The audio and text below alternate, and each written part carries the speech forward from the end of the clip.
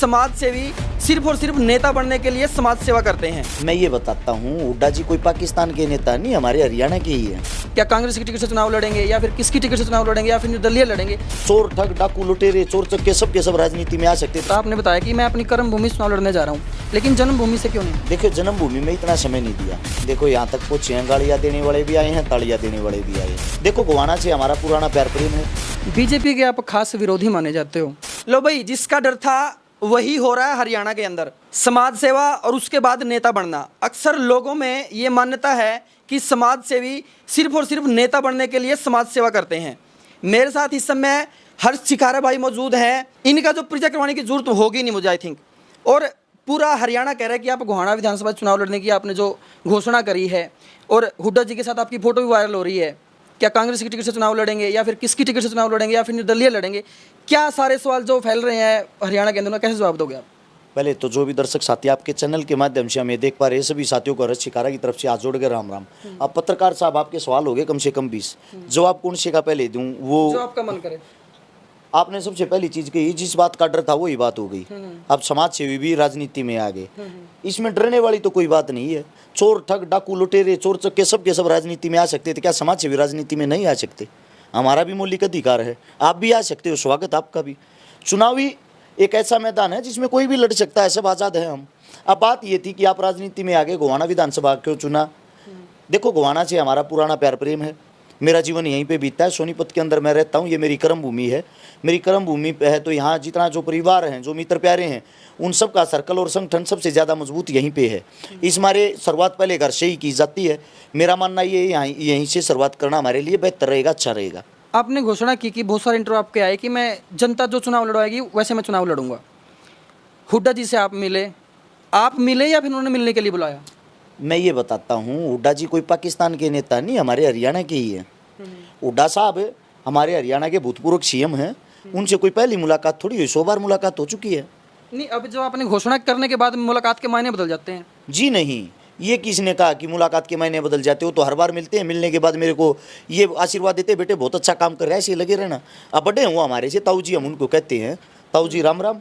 वो आशीर्वाद देते, बेटा ऐसे ही लगा रहना, बहुत अच्छा काम कर रहा है, बहुत आगे जाएगा, ऐसे ही लगा रहा। तो इसमें मुलाकात का मायना कहाँ बदल गया? इसका मतलब आपने चुनाव की घोषणा करी, चुनाव की घोषणा के बाद मुलाकात के मायने लोग अलग निकाल लेते हैं। भाई साहब, वो लोगों की थिंक है ना कि चुनाव के मायने अलग अलग निकाल लेते हैं, वो निकाल रहे हैं, निकालने दो। लेकिन मुलाकात अक्सर होती रहती, सैकड़ों मुलाकात हो चुकी है, भूपेंद्र जी के साथ भी, दीपेंद्र जी के साथ भी। और कहीं ना कहीं हम कहीं भी प्रोग्राम में जा रहे हो या ऑन रोड चल रहे हैं, कोई ना कोई नेता मंत्री कहीं ना कहीं मिल जाता है। जैसे आप पत्रकार साथी हो, कहीं हम जा रहे हैं तो रास्ते में कहीं ना कहीं आप भी टकरा जाते हो। आपकी हमारी बोलचाल हो या ना हो, राम राम श्याम श्याम तो करते हैं ना, साथ में फोटो भी ले लेते हैं। ये कोई नई बड़ी बात तो है नहीं। क्योंकि आप गोहाना से विधानसभा चुनाव लड़ने की आपने घोषणा कर दी है। मैं उस बात का जवाब जानना चाह रहा था, जब आप हुड्डा से मिले, कोई टिकट के बारे में या कुछ ऐसी बातचीत हुई या फिर नहीं?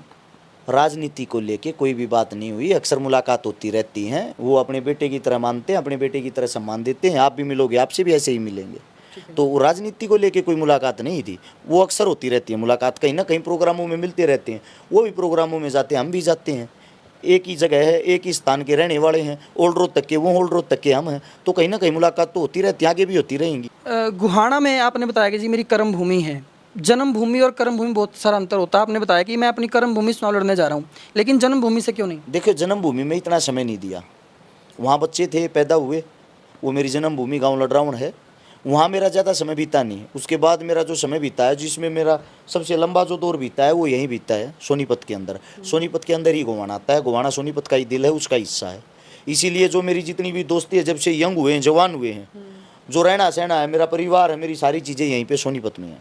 ठीक है। घोषणा करने के बाद जितने भी आप गाँव में गए हो, वहाँ पे कैसा रुझान लोगों का देखने को मिल रहा है? बहुत अच्छा प्यार मिल रहा है, बहुत अच्छा आशीर्वाद मिल रहा है। हर मातर शक्ति आशीर्वाद देती हैं और पहले से ये कहती, बेटा फोना में देखा करती, अच्छा मी देखा है। हर एक ताऊ ये बात कहें, बेटा फोना में देखा करती, अच्छा मी देखा। मैं उन तो पूछ भी लिया, रुकई वो मजाका में, कितनी उम्र होगी ताऊ जी? बोला 85 साल। 85 साल दिखा ठीक है। हाँ बोला, थोड़ा बहुत दिख लिया, फ़ोन चलाया करो आप भी।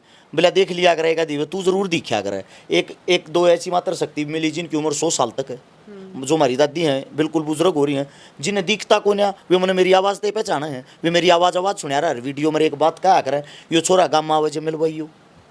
इतने प्रशंसक आपको? ये उनका प्यार प्रेम, प्रशंसक नहीं, हम उनके बच्चे हैं। हम अगर कोई अच्छा काम कर रहे हैं, वो अच्छा काम उनको अच्छा लग रहा है, तो ये उनका हमारे लिए आशीर्वाद है। चुनाव आपके लिए कोई नई चीज़ नहीं है। राजस्थान के चुनाव में भी आप बहुत ज़्यादा सक्रिय रहते हो। लोकसभा की बात करें या फिर विधानसभा की बात करें, एक नाम आता है हनुमान बेनीवाल का। क्या रिश्ता है उनके साथ, और मतलब क्या इस आपके चुनाव में वो देखने को मिले गोहाना के अंदर? हनुमान जी बेनीवाल हमारे बड़े भाई साहब, हमारे लिए आदरणीय, उत्तर भारत की वो शान है। और जहाँ हम उनको बुलाएंगे वो शायद छोटे भाई के लिए ज़रूर आएंगे, लेकिन उनकी ज़रूरत पड़ेगी तभी बुलाएं, तभी अच्छा लगता है। इसका मतलब ये नहीं है मैं उनके चुनाव में गया हूँ तो उनका भी आना ज़रूरी है। ज़रूर तो इंसान को तभी याद करना चाहिए ना, बिना ज़रूरत के क्यों परेशान करना है। जब टिकट मिल जाएगी या फिर आप मतलब उतर जाओगे अच्छी तरीके के मैदान में, तब तो आप बुलाओगे उनको फिर? मैदान में तो अच्छी तरीके से उतर गए हैं, इससे अलग और कैसे उतरना हुआ आप बताइए। नहीं, बाकी जब टिकटों की बात आती है तो क्या बात कांग्रेस की टिकट मिल जाए आपको? जिस तरीके देखो, की बातें चल रही हैं। आगे का किसको क्या पता है क्या होगा क्या नहीं। जो भी होगा आपके सामने होगा, जिस वक्त होगा उस वक्त आके पूछ लेना, उस वक्त बता देंगे। बीजेपी के आप खास विरोधी माने जाते हो, और इस चुनाव में आपके हिसाब से बीजेपी की क्या स्थिति है गोहाना के अंदर की बात करूं तो? अभी स्थिति कोई डिसाइड नहीं कर सकता। वो इसलिए नहीं कर सकता पूरे क्योंकि हरियाणा लेवल की बात कर लें तो कहीं भी नहीं कर सकता। ऐसा कोई भी नहीं है जो अब स्थिति बता देगा। स्थिति आप तब बता सकते हो जब टिकट वितरण हो जाएंगी। हर सभा से, हर विधानसभा से जो योद्धा हैं वो बाहर आ जाएंगे मैदान में। ये कांग्रेस की तरफ से, ये भाजपा की तरफ से, ये निर्दलीय है, ये आम आदमी है, सभी पार्टियों के जब जितने भी योद्धा हैं मैदान के अंदर, ग्राउंड के अंदर तैयार खड़े होंगे, तब आंकड़े का अंदाजा लगाया जा सकता। अब नहीं लगाया जा सकता। जो एक वीडियो वायरल हो रही है उसमें कहा जा रहा है कि एक आपके चुनाव लड़ने के पीछे एक ताऊजी थे, एक कारण है उनका कि भाई उन्होंने कहा होगा आपने कुछ काम करवाया, पता नहीं कि आपके फोन में ताकत नहीं, आपके पद में ताकत नहीं, आप और ज़्यादा काम नहीं कर सकते जितने अभी काम करवा रहे हो आप। उसके पीछे क्या कहानी है? एक ताऊ जी ने एक बात मेरे को जो दिल के अंदर जिन्होंने घर किया, एक ताऊ जी ने एक बार मेरे को बोला, बेटा तू अभी आम आदमी है, तेरे को दुनिया जानती है, अच्छे काम करता है, हमारे को भी पता है, हर इंसान को पता है, लेकिन तेरे अच्छे काम तेरे को यहीं तक रखेंगे, इससे आगे नहीं जाएगा, तब तक कोई बड़ा फैसला नहीं लेगा। मैं बोला ताऊ जी बड़ा फैसला कैसे लिया जाए, क्या किया जाए? बोला तेरे फ़ोन में पावर होनी चाहिए। फ़ोन में पावर कैसे? जब तू किसी अधिकारी के पास कॉल करे, फ़ोन करे, अब तू बताता जी मैं हरस शिकारा बोल रहा हूँ, समाज सेवी, और तब तू ये बताएगा मैं फलाना फलाना मंत्री या विधायक बोल रहा हूँ, तेरे फ़ोन का तुरंत रिस्पॉन्स मिलेगा, 1 मिनट में वो काम होगा।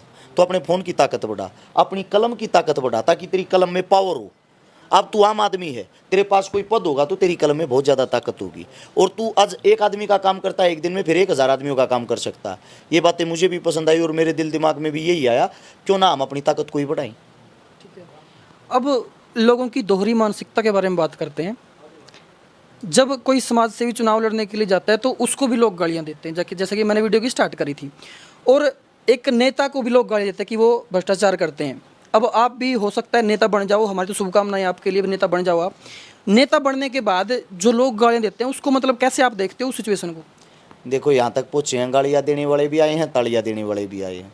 ये जनता है, गाली भी यही देगी, ताली भी यही देगी, माड़ा भी यही पहनाएगी, माड़ा उतारेगी भी यही। जहाँ इतना प्यार मिलता है वहाँ 2-4 गालियाँ मिल जाए तो क्या दिक्कत है? सब सहन करना पड़ता है। समाज का आप हिस्सा बनते हो, अगर आपको आगे बढ़ना है तो जो गलत चीज़ें होती हैं, जो विरोध होते हैं, वो आपको सहन करने पड़ेंगे। गाली भी जनता की सेवा के लिए ही है। देखो कोई गाली दे रहा है तो कहीं ना कहीं वो आपका मनोबल ही बढ़ा रहा है, गिरा नहीं रहा। आप और स्ट्रॉन्ग होते हो और मजबूत होते हो, और गालियाँ देने से गाली आपको चिपटी थोड़ी है।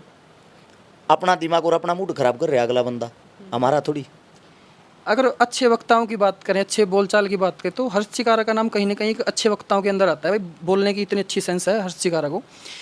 अब नेता बनने के बाद इस चीज़ की बहुत ज़्यादा ख्याल रखा जाता है कि भाषण कैसे देता है कोई नेता, कैसे दोगे? उनका ख्याल उनको रखना होता जो बनावटी बातें करते हैं।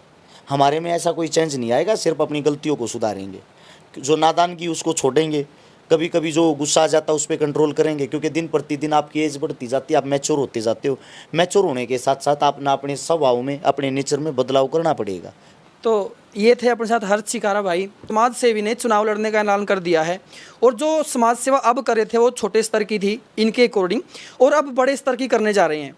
तो गोहाना विधानसभा की जनता इस अगर इंटरव्यू को देख रही है तो आप नीचे कमेंट जरूर करना, आपके ख्याल क्या है इसके बारे में। देखते रहिए हरियाणा खबर। मैं हूं आपके साथ राहुल अत्री। जय हिंद, जय भारत।